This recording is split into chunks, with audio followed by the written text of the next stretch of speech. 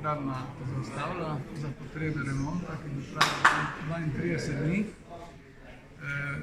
Glavni obsegi so seveda trije segmenti, bi rekel. Prvi je zamenjava goriva za naslednjih 18 mesecev obratovanja.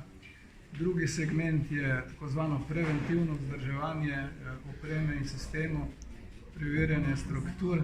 In tretji segment so načrtovane investicije, ki jih nameravamo letos realizirati in na tej osnovi tudi dvigniti zmogljivost jedrske elektrarne Krško za okvirno 10 MW.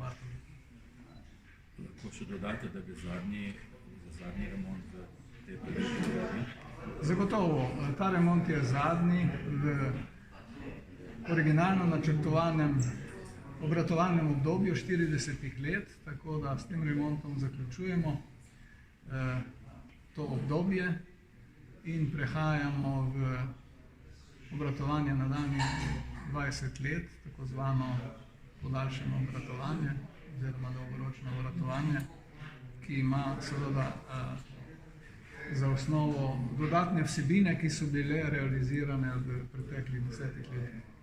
Če bi še to dodal, kako bo Gen energija nadomestila izpad?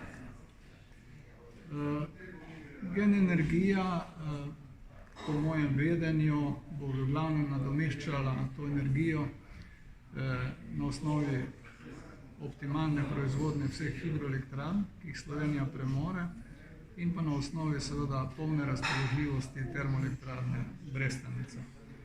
Ali bodo potrebe še dodatne in drugačne, seveda podatke ima Gen energija.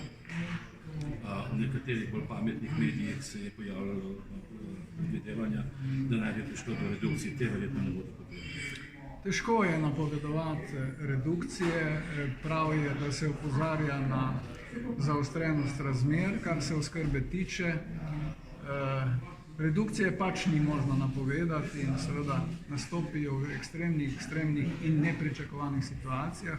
Tisto, kar se predvideti da, jaz verjamem, da so načrtovalci in trenutna politika zagotovili tiste ukrepe, ki so potrebni za nemoteno oskrbo slovenskih porabnikov.